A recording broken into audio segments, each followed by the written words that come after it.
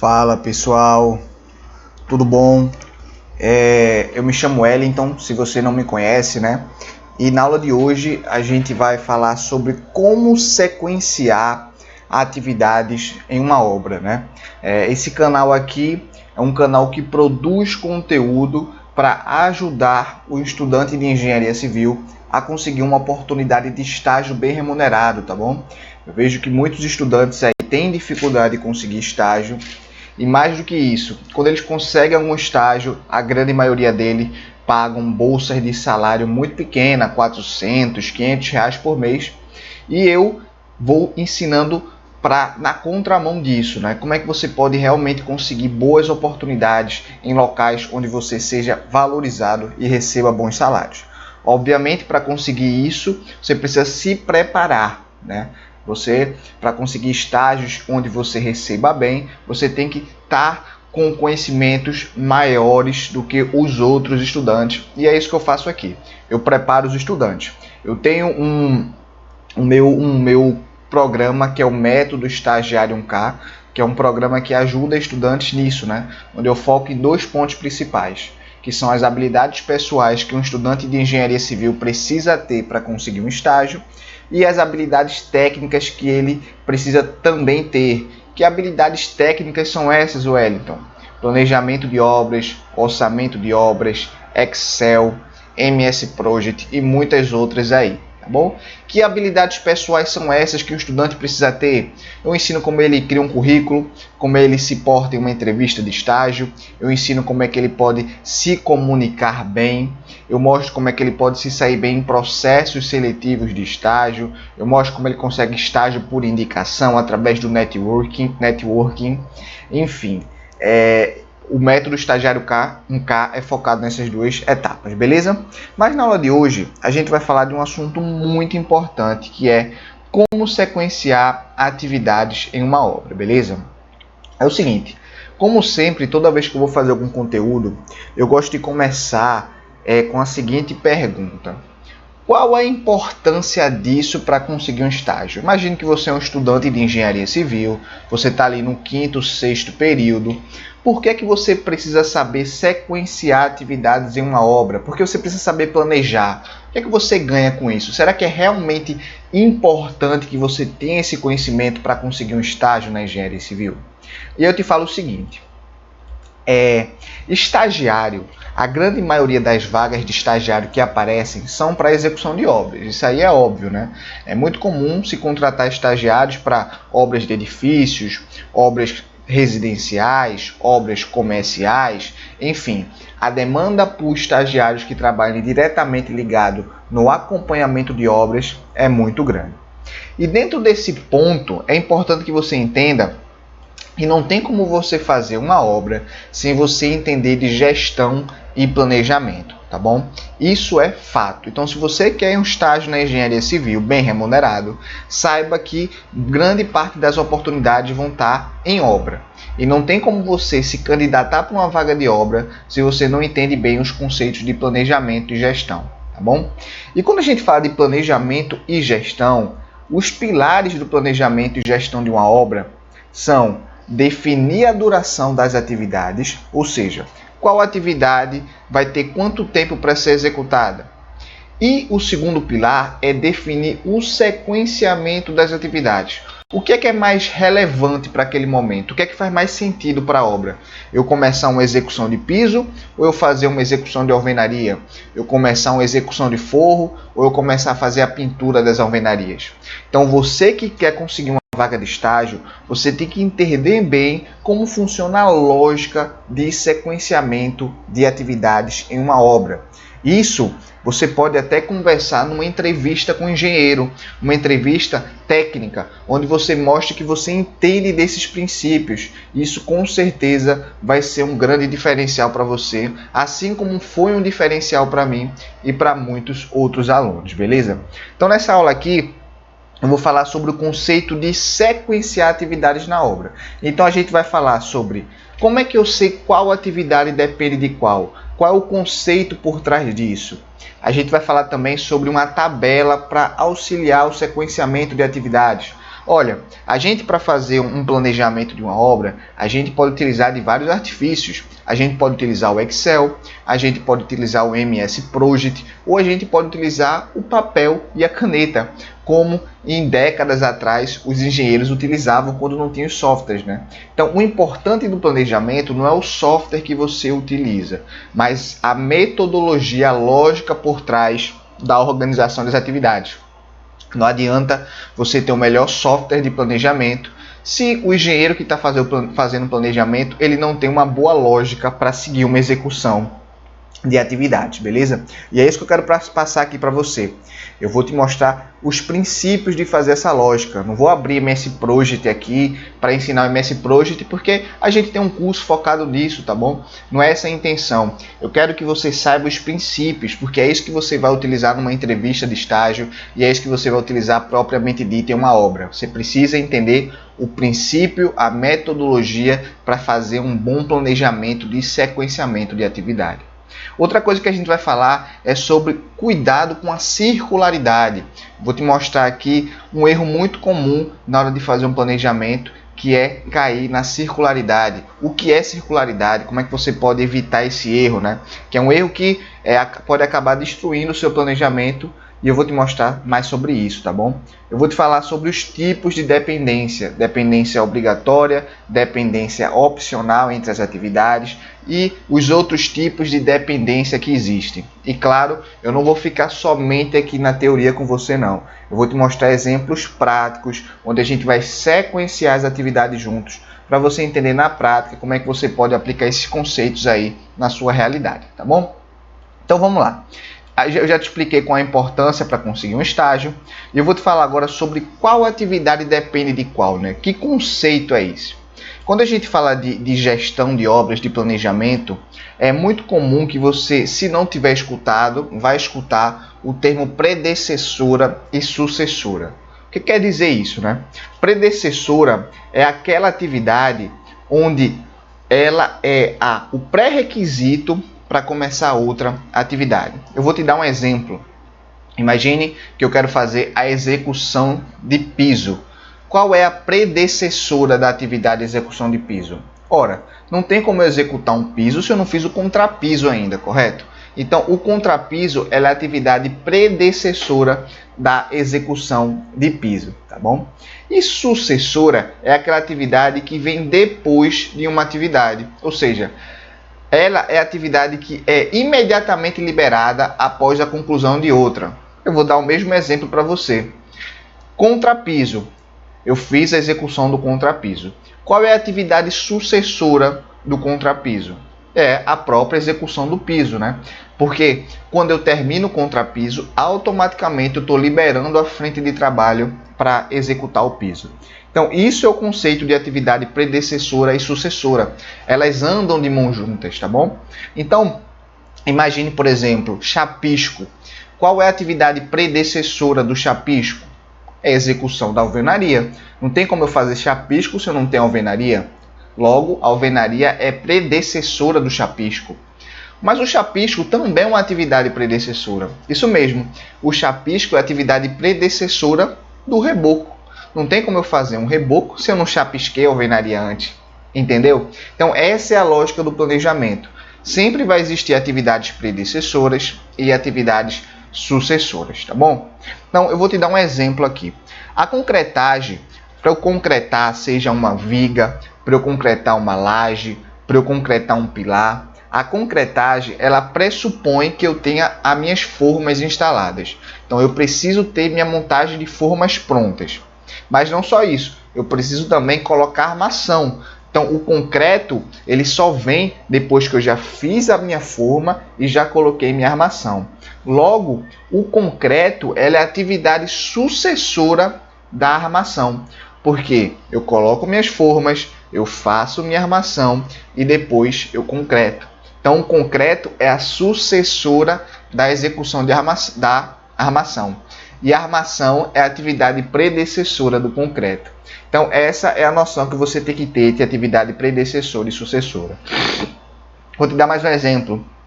A pintura de uma parede exige que a aplicação de massa corrida tenha sido concluída. Isso é óbvio, não tem como eu pintar uma parede se eu não emassei ela antes. Logo, a atividade de emassar ela é predecessora da atividade de pintura. E para um estudante, eu até coloquei um exemplo aqui engraçado para você. Para um estudante conseguir dinheiro, né, para um estudante conseguir receber uma boa renda mensal, ele precisa conseguir um bom estágio. Logo, a atividade de conseguir um estágio, ela é predecessora para você conseguir ter dinheiro no fim do mês, tá bom? Então essa é a lógica aí entre atividade predecessora e sucessora, tá bom? Mas é importante você entender o seguinte: o que rege essa ideia de uma atividade ser predecessora, uma atividade ser sucessora, não é somente o fato de uma atividade começar depois da outra. Não é, porque eu vou te dar um exemplo. Imagine o seguinte, eu começo vou construir uma casa, né? Então, eu começo lá fazendo a locação da minha casa, aí eu faço minha viga baldrame, faço minha fundação, né? E depois que eu faço minha fundação, eu faço minha alvenaria, enfim, eu vou seguindo minha ordem executiva. Aí você pode pensar o seguinte: Wellington, eu só posso fazer minha alvenaria depois que eu fizer minha fundação. Mas quer dizer que minha alvenaria é sucessora da minha fundação? E aí você tem que ter calma. Por quê? Porque uma atividade ela é sucessora quando ela começa imediatamente após outra ter terminado.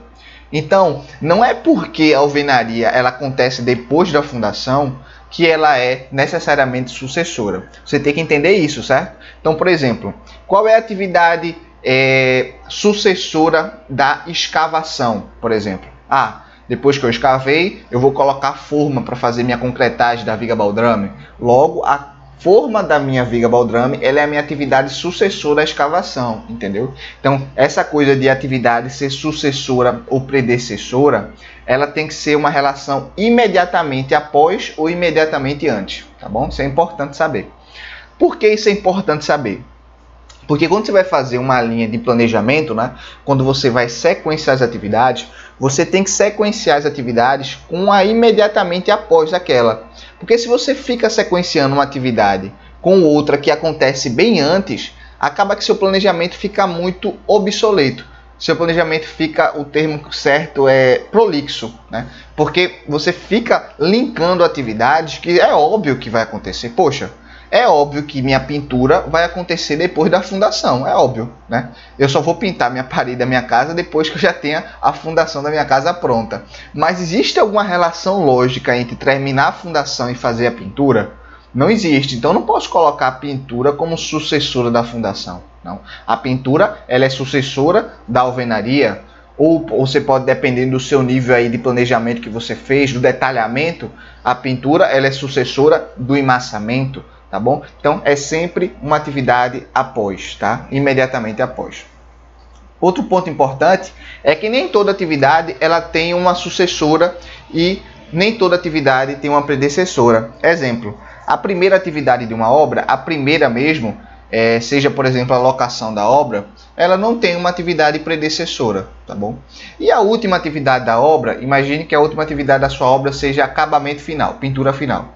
Essa atividade pintura final, ela também não vai ter uma sucessora, tá bom? Então, não necessariamente toda atividade tem uma predecessora e sucessora, tá certo? Beleza. Dito isso, eu queria te mostrar uma tabela de sequenciamento de atividades, tá bom? Para você entender na prática como é que funciona isso.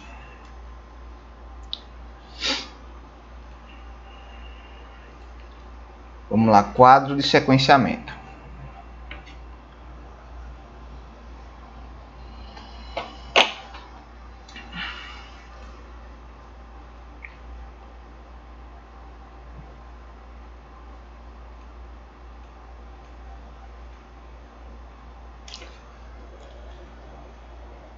Então vamos lá, ó. Ele pede aqui para a gente interpretar. Vou até abrir um bloco de notas aqui. Isso aqui é um quadro de sequenciamento que funciona da seguinte maneira. Isso é um quadro de sequenciamento que funciona da seguinte maneira.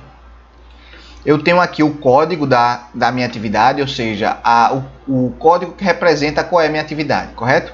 Eu tenho aqui minha atividade propriamente dita e aqui eu tenho minha predecessora, ou seja, o que é essa predecessora? Ela diz qual atividade precisa terminar para que aquela minha comece. Então, por exemplo, escavação da fundação, predecessora A. Isso quer dizer o seguinte, que eu só posso escavar minha fundação depois que eu faço a locação. Então, vamos dizer agora como é que funciona isso na prática, né?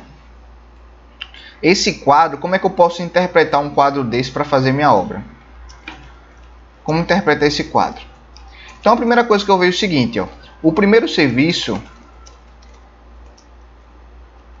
vai ser a locação da fundação. Por que eu estou falando isso? Porque você percebe que a locação da fundação ela não tem predecessora. Então, é uma atividade que ela vai ser a primeira a ser executada. Depois que eu faço a locação da fundação, depois da locação,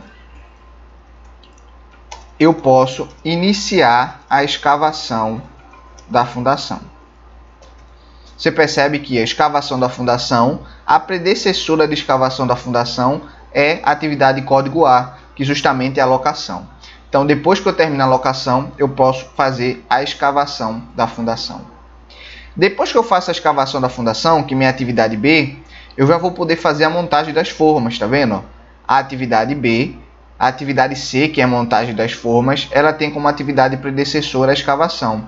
Então, depois da escavação, eu posso iniciar a montagem das formas. Aí a gente vem obtenção do aço. Olha, perceba que obtenção do aço ela não tem predecessora. Então, eu posso iniciar a obtenção do aço independente das outras atividades. Então, eu posso colocar aqui, ó, o primeiro serviço vai ser a locação da fundação junto com a obtenção de aço. Porque são atividades que não dependem de nada. Eu posso iniciar elas logo quando eu começar a minha obra. Tá bom? Depois disso, eu venho a preparação da armação. Ou seja, depois que eu obtenho o aço, eu inicio a preparação da armação. Beleza. E aí a gente vem agora para colocação da armação. Ou seja, para eu colocar minha armação, eu preciso ter montado minha forma e eu preciso ter preparado a armação. Então, depois que eu montar a forma e preparar a armação, eu posso iniciar a colocação da armação. Aí a gente vem para a próxima atividade, mobilização da betoneira. Então você percebe que a atividade mobilização da betoneira, ela é uma atividade que não depende de nenhuma outra. Ela não tem predecessora. Então eu posso colocar que o primeiro serviço vai ser a locação da fundação, junto com a obtenção de aço e a mobilização da betoneira. Beleza? E por fim a concretagem. Mas para eu fazer a concretagem, eu preciso o quê? Ter colocado minha armação e eu preciso também ter mobilizado a betoneira. Então, depois de eu colocar a armação, depois que eu colocar a armação e mobilizar a betoneira, eu posso iniciar a minha concretagem. Então, essa é a leitura desse quadro de sequenciação, tá bom? Então, eu poderia até passar isso aqui para o MS Project, para você entender.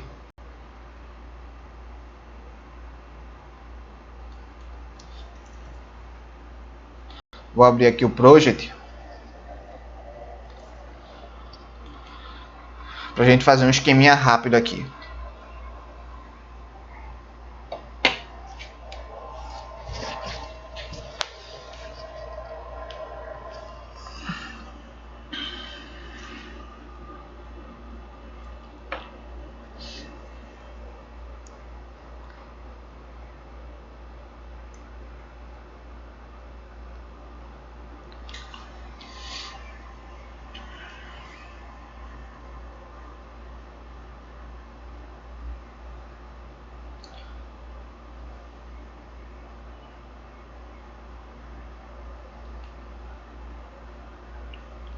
Vamos abrir aqui o project. Eu não vou configurar o project, é só para dar pra gente entender rapidamente aqui, tá? Como é que funciona. Quero te mostrar aqui no diagrama de Gantt como é que fica. Então, na prática, o que é minhas atividades que eu tenho, né? Eu tenho locação da fundação, escavação. Já vou colocar aqui que vai ser agendado automaticamente.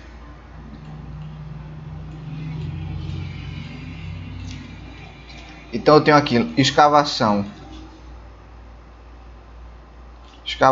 da fundação,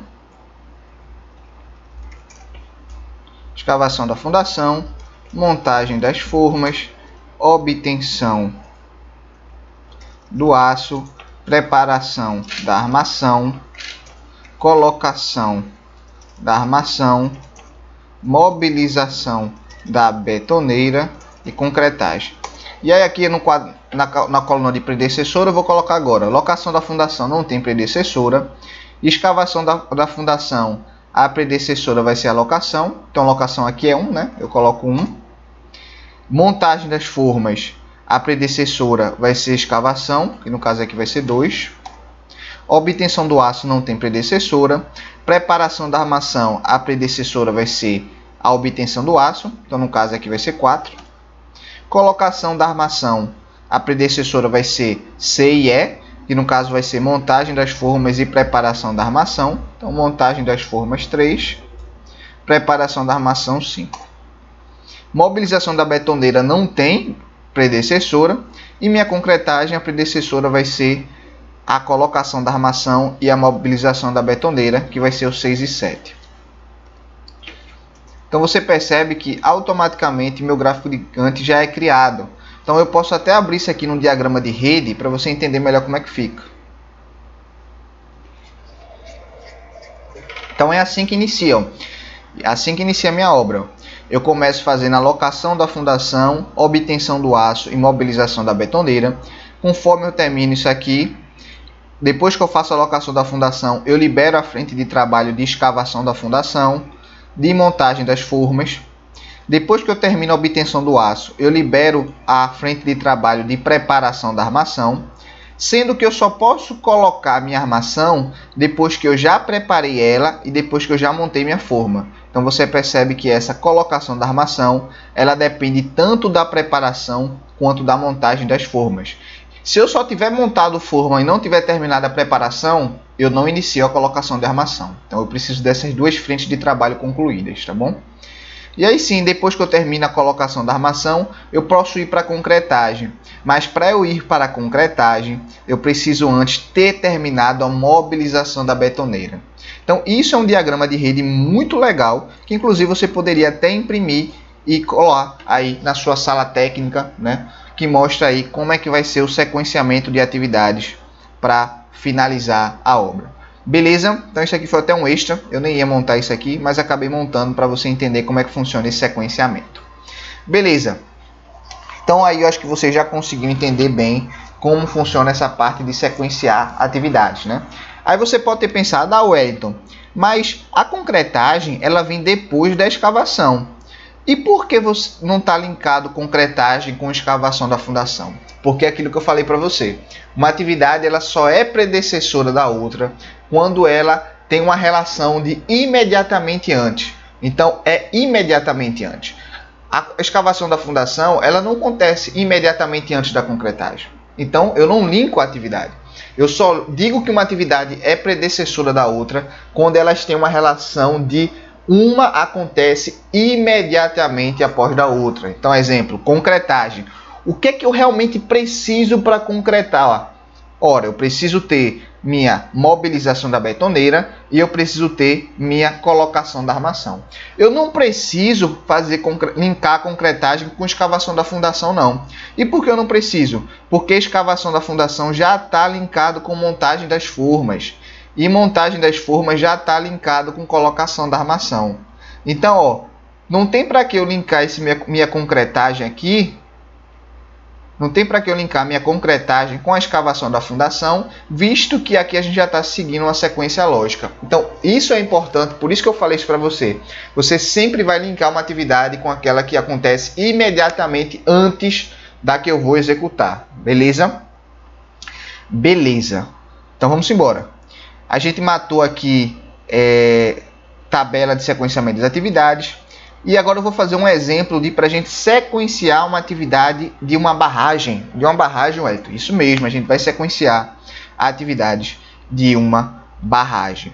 Como é que a gente vai fazer isso? Primeira coisa, eu vou abrir aqui a barragem com você, para você entender como é que isso funciona, né? Na prática aí, para a gente entender.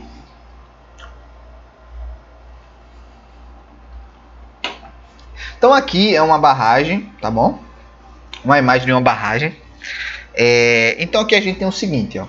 A gente tem aqui o rio, né? Qual o procedimento aqui tradicional, né? A gente tem um rio que está passando aqui e a gente vai ter que fazer uma encercadeira ajusante, uma encercadeira montante, tá bom? A gente vai impedir a passagem desse rio, obviamente, para a gente construir aqui o maciço da barragem.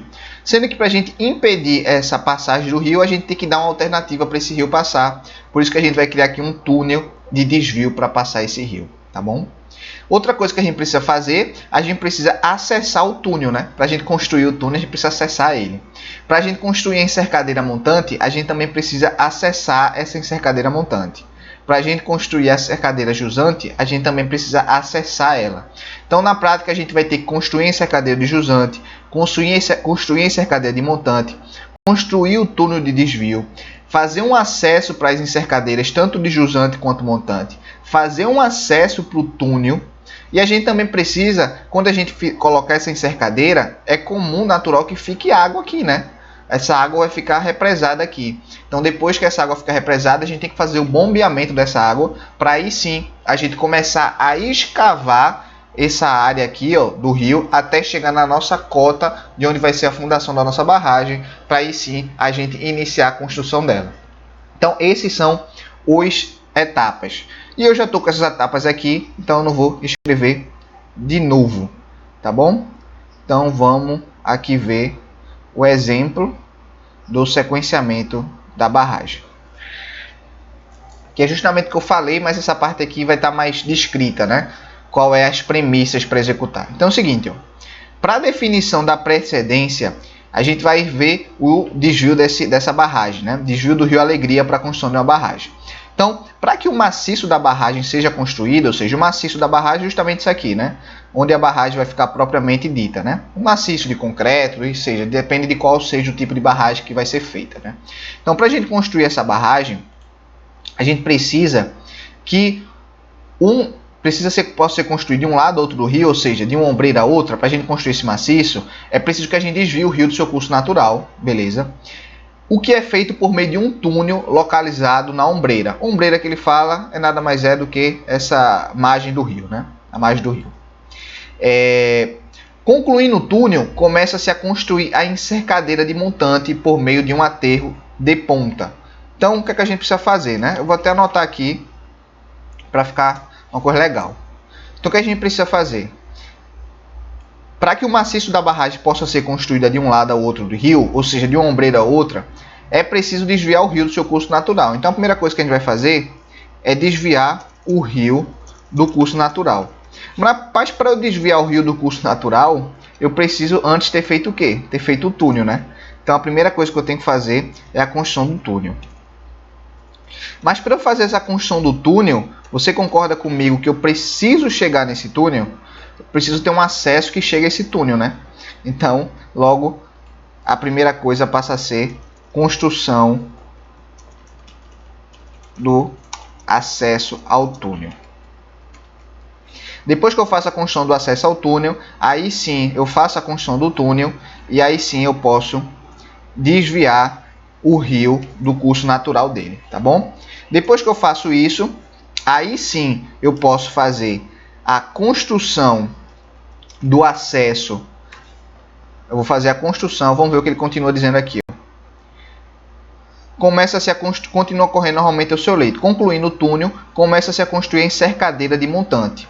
Sendo que para eu construir a encercadeira de montante, antes disso eu preciso fazer a construção do acesso a essa encercadeira de montante, né? Eu preciso acessar ela. Então eu vou colocar aqui, primeiro, construção do acesso à encercadeira de montante. Depois sim eu faço a construção da encercadeira de montante. Lembrando que isso aqui vai ser a quarta e a quinta atividade, né? Quarta e quinta. Beleza. Por meio de um aterro de ponta que avança gradualmente de uma margem para outra. Beleza. À medida que a encercadeira é feita, o rio é empurrado para o túnel. E a encercadeira de jusante é feita para evitar que a água que sai do túnel volte leito acima, tá? Então, eu tenho que fazer, na verdade, né, a construção da encercadeira de jusante. Mas para eu fazer a construção da encercadeira de jusante, que é essa aqui, ó, que é a encercadeira aqui, ó, de jusante, né? Eu tenho que construir ela, né? Porque senão, quando eu faço o desvio aqui, quando o rio chegar aqui, ele pode voltar para cá, né? Então eu tenho que isolar essa área aqui. Então, para eu construir essa encercadeira de jusante, eu preciso acessar ela, né? Então eu preciso construir o acesso dela. Então eu vou colocar aqui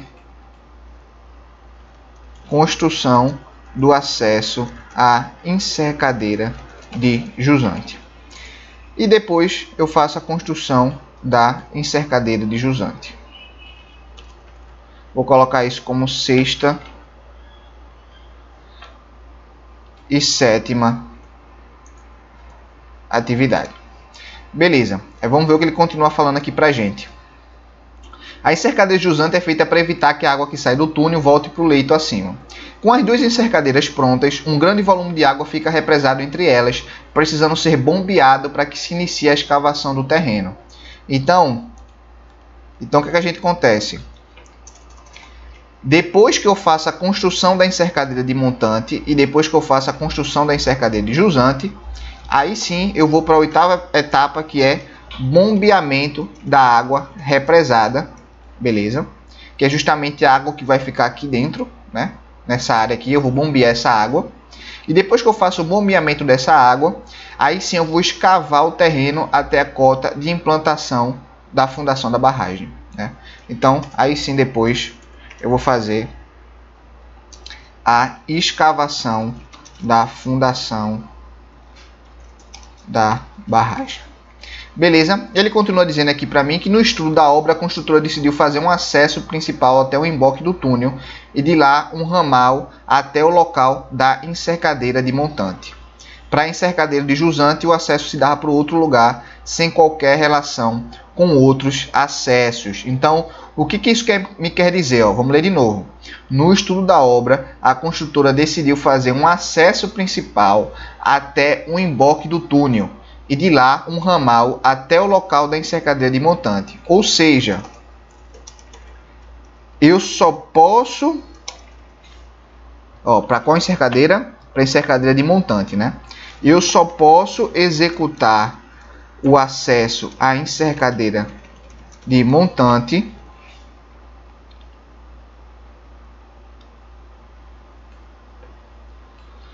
depois que eu faço o acesso ao túnel. Beleza? Essa é a premissa que está me dizendo. A construtora decidiu fazer um acesso principal até o emboque do túnel e de lá um ramal até o local da encercadeira de montante. Para a encercadeira de jusante, o acesso se dá por outro lugar sem qualquer relação com outros acessos. O acesso à encercadeira de jusante é independente. Beleza, então vamos agora para o MS Project, né? Vamos agora para o MS Project para a gente passar isso aqui para o nosso gráfico, né? Para a gente fazer aqui uma linha de organização. Então vamos lá, quais são os serviços que a gente tem que fazer? A gente tem que construção do acesso ao túnel. A gente tem que fazer a construção do túnel. Tem que desviar o rio do curso natural. Na verdade, desviar o rio do curso natural. Construção do acesso à encercadeira de montante. É encercadeira ou encercadeira? Deixa eu ver. Deixa eu ver aqui. Encercadeira. Construção do acesso à encercadeira de montante. Depois eu tenho que fazer a construção da encercadeira de montante. E eu vou fazer o mesmo agora com jusante, né? Só vou apagar aqui e colocar jusante. e construção da encercadeira de jusante, colocar aqui também. Beleza? Aí depois eu tenho que fazer bombeamento da água e depois eu tenho que fazer a escavação. Então vamos lá, a primeira coisa que a gente tem que fazer é a construção do acesso ao túnel. Beleza. Depois que a gente faz a construção do acesso ao túnel, a gente pode fazer... depois que a gente faz a construção do acesso ao túnel, a gente pode fazer o desviar o rio do curso natural, né? Então vou colocar aqui que a predecessora de desviar o rio do curso natural vai ser construção do túnel. A construção do acesso à encercadeira montante, ela vai ser... A construção do túnel, na verdade, ela acontece depois da construção do acesso a ele, né? Então a primeira atividade vai ser construir o acesso ao túnel. A segunda vai ser construir o túnel, então a predecessora vai ser a atividade 1. E a predecessora de desviar o rio do curso natural vai ser somente depois que eu construo o túnel. Para construir o acesso à encercadeira de montante, eu vou fazer esse acesso logo depois que eu construo o acesso ao túnel, né? Porque aqui é a premissa, ó, eu só posso executar o acesso à encercadeira de montante depois que eu faço o acesso ao túnel. Então, vai ser aqui a predecessora, vai ser a atividade 1. Construção da encercadeira de montante vai ser depois que eu faço a construção do acesso, né? Então, atividade 4. Construção do acesso à encercadeira de jusante. Essa construção do acesso à encercadeira de jusante, ela não depende de nada, ela é independente, correto? Então, eu vou colocar ela aqui sem predecessora. Mas para construir a encercadeira de jusante, eu preciso antes ter finalizado a construção do acesso. Mas não só isso. Como a gente viu aqui na nossa imagem aqui, né? Ele fala o seguinte, ó. Concluindo o túnel, começa-se a construir a encercadeira de montante por meio de um aterro de ponta, beleza? À medida que a encercadeira é feita, o rio é empurrado para o túnel. A encercadeira de jusante é feita para evitar que a água que sai do túnel volte para o leito acima. Então eu entendo aqui que o prudente a ser feito é depois que eu construo a encercadeira de montante, que aí sim eu construo minha encercadeira de jusante, né?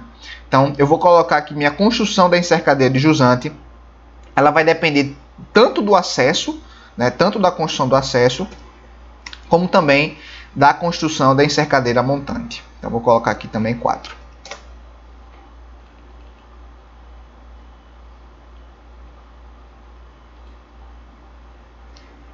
Seis e 4. O bombeamento da água ele vai acontecer depois que eu faço a construção da encercadeira de jusante e de montante, né? Mas como a encercadeira de jusante já vai ser feita depois da de montante, eu não preciso colocar que o bombeamento da água vai depender dessas duas atividades, né? Eu posso simplesmente dizer que o bombeamento da água vai depender da construção da encercadeira de jusante. Beleza? Então vou colocar aqui a atividade 7. E depois sim que eu faço o bombeamento da água, eu posso fazer minha escavação. Então vamos ver como é que fica isso, né? Como é que fica esse planejamento aqui no nosso diagrama de rede. Então, vamos abrir aqui. Então a gente percebe o seguinte, a gente tem aqui a construção do acesso ao túnel, né? À medida que eu faço a construção do acesso ao túnel, eu também posso fazer minha construção de acesso à encercadeira de jusante. Depois que eu construo o acesso, eu construo o túnel. Depois que eu construo o acesso ao túnel, eu também posso iniciar a construir o acesso à minha encercadeira de montante. Mas para eu fazer minha encercadeira de jusante, eu preciso ter construído minha encercadeira de jusante, mas também preciso ter feito a construção do... Ó, aqui eu errei, ó. A minha construção da encercadeira de jusante, ela depende da construção da encercadeira de montante e não da construção do acesso. Então vou ajustar aqui.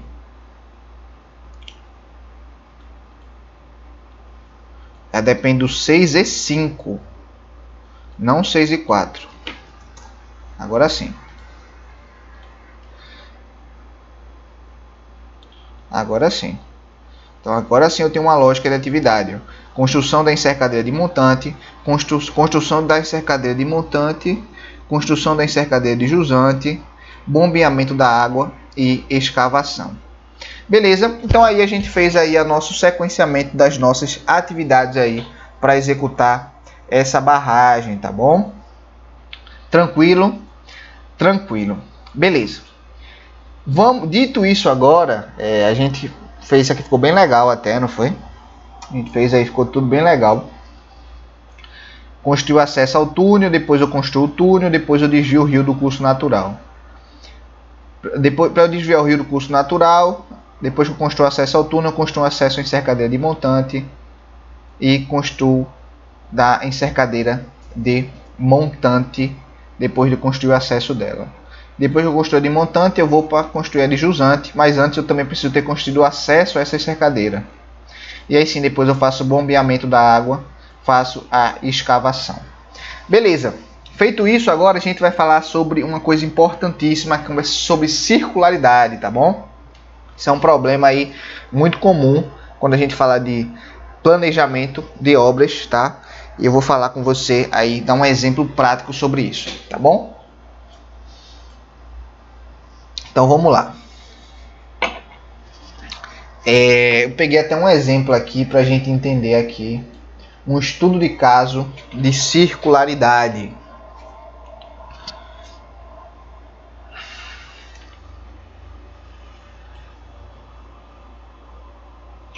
Estudo de caso de circularidade. Vamos lá, vamos entender isso aqui. Um hospital contém um anexo que será demolido para dar lugar a uma nova ala. Então aqui eu tenho um hospital. Eu tenho um hospital aqui. E esse anexo aqui, ó, ele vai ser demolido. E aqui vai ser construído uma ala nova. Beleza? Mas como nesse anexo aqui, ó, nessa partezinha que vai ser demolido, funciona a cozinha do hospital. E o hospital não pode ficar sem cozinha, né? Então o arquiteto da reforma recomendou que se criasse uma cozinha provisória no prédio existente. Então a cozinha que ficava aqui nesse anexo a gente vai jogar para aqui, para esse prédio que é existente, tá bom?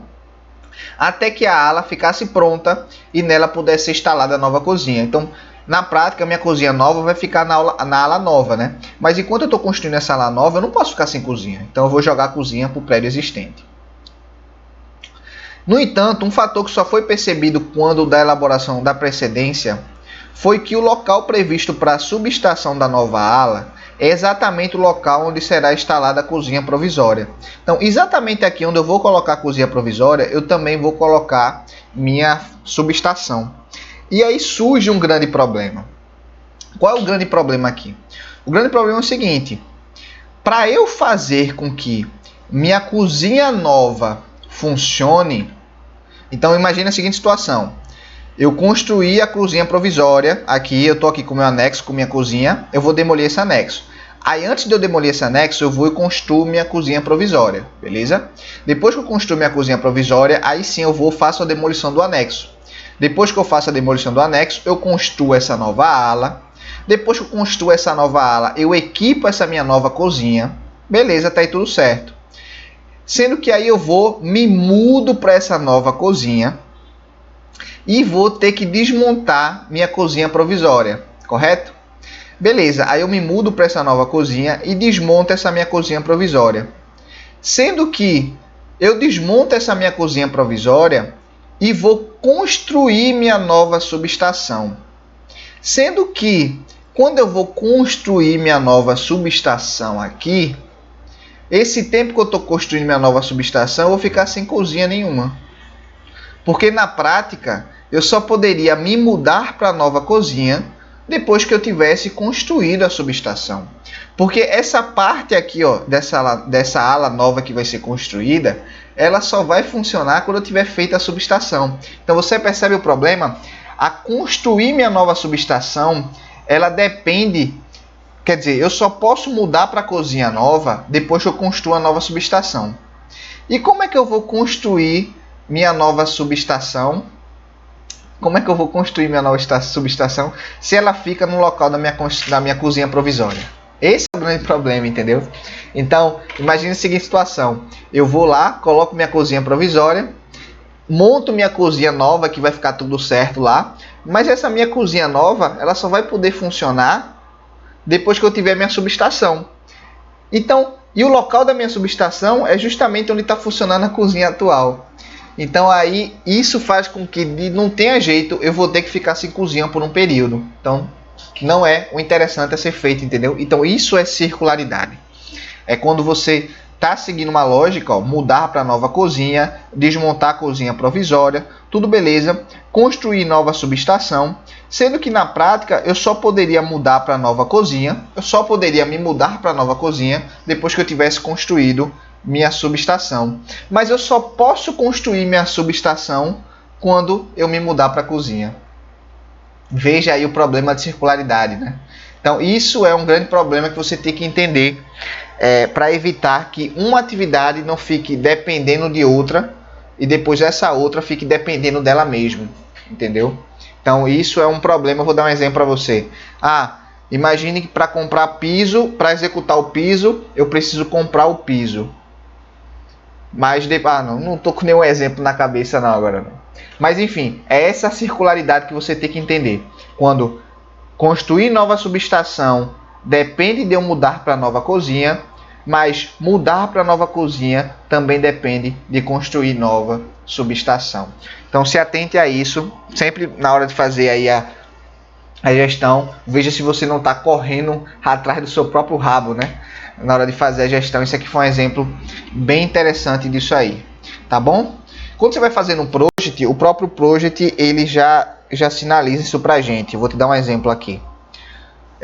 O próprio project ele já mostra isso pra gente. Então, por exemplo, imagine que eu coloco aqui o seguinte. Dá um exemplo aqui. Imagine que para desviar o rio natural eu dependo da construção do túnel. Mas para construir o acesso à encercadeira eu preciso desviar o rio natural. Como lá? Deixa eu ver aqui, pensar como é que fica. Para desviar o rio natural eu preciso da construção do túnel. Sendo que para construir o acesso à encercadeira, imagine que eu precisasse do 2 e do 3.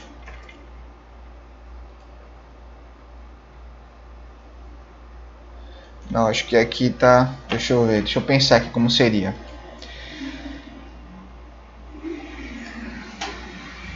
Seria o seguinte, ó. Imagine que essa atividade dependesse dessa. Essa atividade dependesse dessa. E ao mesmo tempo essa atividade dependesse dessa. Então se eu colocasse aqui 4, por exemplo. Aí ele propriamente já me diz, ó, essas tarefas não podem ser vinculadas porque já estão vinculadas por meio de outra cadeia de tarefas.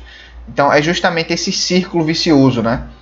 Como assim? Como é que eu vou fazer a construção do túnel depois que eu faço a construção da encercadeira? Se para construir a encercadeira eu preciso construir o túnel, entendeu? Então é justamente essa circularidade aí que você tem que prestar muita atenção na hora de fazer aí o sequenciamento de atividade. Beleza? Então vamos embora. Vou falar agora sobre alguns tipos de dependência com você, tá bom? Então a gente tem dependências obrigatórias, né? Que tipo de dependências são essas, né? Quando a gente vai sequenciar atividades, tem dependências que são obrigatórias. Então vou dar um exemplo. Dependências que têm possibilidades físicas. Não tem como eu pintar uma parede antes de executar a alvenaria. Então isso é uma dependência obrigatória. Não é eu que quero fazer isso por questão de planejamento, não. É uma coisa que eu sou obrigado a fazer. Eu só posso pintar depois que eu fizer a alvenaria. Tem dependências que são questões contratuais. Elas não são obrigatoriedades de obra propriamente dito, mas são obrigatoriedades de contrato. Exemplo. Basta pensar no caso em que uma área ela só pode ser liberada para o construtor depois que é desapropriada, tá? Então isso é uma questão contratual. Eu não posso liberar minha área sem antes o contrato desapropriar lá o pessoal que está morando no local, tá bom? Isso é uma impossibilidade contratual. E a gente também tem dependências externas. Exemplo, a montagem de uma válvula redutora de pressão em uma rede de abastecimento d'água depende do fornecimento do equipamento por um fornecedor externo. Exemplo também, eu só posso executar um piso depois que o fornecedor me fornece esse piso, né? Então isso é uma dependência externa, tá bom? Outro exemplo é a limpeza do terreno depender da emissão da licença ambiental fornecida pelo órgão competente, né? Então isso é uma coisa externa que não depende da gente. Então eu só posso fazer a limpeza do terreno depois que o órgão libera. Então essas são as três principais dependências que a gente tem entre atividades, né? Aquela dependência obrigatoriedade de obra, aquela dependência que é questão contratual e aquela dependência que é questão relacionada a outros fornecedores e a outros órgãos que a gente depende. Beleza? A gente tem também as dependências opcionais, que são aquelas dependências que variam de acordo com o nosso planejamento. A gente não é obrigado a fazer ela. Ela é uma dependência arbitrária. A gente escolhe fazer esse tipo de dependência porque a gente acredita que essa seja a melhor estratégia para fazer a obra, tá bom? Então, vou dar um exemplo. A construção de um edifício, a alvenaria do segundo pavimento não necessariamente depende da alvenaria do primeiro pavimento. Isso é óbvio. Eu não preciso concluir minha alvenaria do primeiro pavimento para iniciar a alvenaria do segundo pavimento, não. Mas é muito comum que isso aconteça nas obras, né?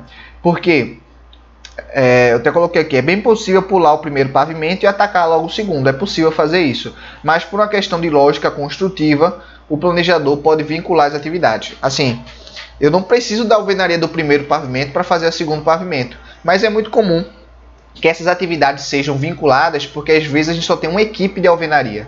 Então a gente vincula que a alvenaria do segundo pavimento vai começar depois da do primeiro pavimento, porque aquela equipe do primeiro vai para o segundo. Mas não é obrigatório. Eu posso simplesmente pegar uma equipe nova e colocar ela para atacar o segundo pavimento também, tá bom? Então isso são tipos de dependências opcionais. Wellington, por que você está falando isso para mim? Porque é importante você entender que tem dependências que você está amarrado. Você tem dependências que não dependem de você, que são obrigatórias. Exemplo, não pode pintar antes de construir a alvenaria, não pode fazer uma limpeza do terreno antes de ter a licença ambiental, alguma questão contratual. Mas tem coisas que você está se amarrando que não necessariamente você precisa se amarrar, entendeu? Você pode contratar uma nova equipe, você pode ter outras estratégias de execução, porque aquelas atividades elas não estão necessariamente conectadas, tá bom? Então é importante você entender, poxa, essa atividade ela realmente depende dessa outra ou é somente uma questão de planejamento, tá? E eu vou falar também de outros tipos de dependência. A gente tem uma dependência término-início, ou seja, uma atividade ela só pode iniciar depois que outra termina. Que exemplos são esses? Um exemplo típico é o vínculo entre a atividade de concretagem e desforma. Eu só posso fazer a desforma depois que eu faço minha concretagem. Então, minha desforma só inicia depois que a concretagem termina, beleza? Outro tipo de dependência é início-início, ou seja, uma atividade ela tem que necessariamente iniciar junto com outra. Que exemplo é esse, Wellington? Um exemplo é instalação hidráulica e instalação elétrica. É uma dependência obrigatória? Não, é uma dependência opcional. Mas é comum que essas atividades de instalação iniciem juntas, porque você já está fazendo rasgo nas alvenarias, então você já pode trabalhar essas instalações ocorrendo concomitantemente, ocorrendo simultaneamente, tá bom? Tanto instalação elétrica quanto instalação hidráulica. Atividade que pode também ser colocada como iniciadas juntas no seu planejamento, alvenaria e chapisco. Ao passo que você faz a alvenaria, o próprio pedreiro já vai fazendo ali o traço do chapisco e já vai fazendo chapiscando a alvenaria, beleza? Então são atividades que podem iniciar junto. Não é preciso que toda a alvenaria de um andar tenha terminado para que o chapisco comece a ser feito, óbvio, né? Muitas vezes a pessoa já vai executando a alvenaria e já vai chapiscando junto, beleza? Existem atividades que tem que ter término e término, ou seja, são atividades que quando uma termina, a outra termina junto. São atividades que devem terminar juntas. Que atividades são essas? Um exemplo seria a montagem da subestação e o aluguel de gerador. O término da montagem decreta o fim da necessidade do gerador alugado. Então imagine que eu tenho atividade ali, montagem de subestação, e eu tenho atividade aluguel de gerador. Quando eu terminar a minha montagem da subestação, automaticamente eu termino o meu aluguel de gerador. Afinal de contas, eu não vou mais precisar de gerador. Então são atividades término, tá bom? Tem atividades também início-término, que obviamente é o contrário do término-início, né? Então, ao passo que concretagem e desforma, a concretagem, a desforma, ela só inicia depois que a concretagem termina, a gente também pode inverter isso e colocar início-término, né? Ou seja, a desforma só inicia depois que a concretagem termina. Só uma questão de organizar aí como é que você quer isso, né? Eu gosto mais de usar término-início. As mais comuns de se utilizar é término, início, início, início e término, término, tá bom? Essa início, término aqui não é muito comum, não. Beleza? Então é isso. Na aula de hoje a gente matou aí a parte de sequenciar atividades em uma obra. Eu dei alguns exemplos legais com você. A gente até abriu o MS Project aqui também, para você entender esse sequenciamento. A gente entendeu a lógica até por trás também de uma construção de uma barragem, tá bom? Então foi uma aula muito legal. Eu espero que você tenha gostado. Se você gostou, manda uma mensagem no meu direct do Instagram, né? @engenheirowellington. Eu vou deixar aqui na descrição, tá bom? Vou ter o maior prazer aí de te responder, de tirar tuas dúvidas. Então é isso. Saiba que o que eu puder te ajudar para você conseguir seu estágio na engenharia civil bem remunerado, eu vou fazer, beleza? Então é isso. Um grande abraço e a gente se vê aí nas próximas aulas.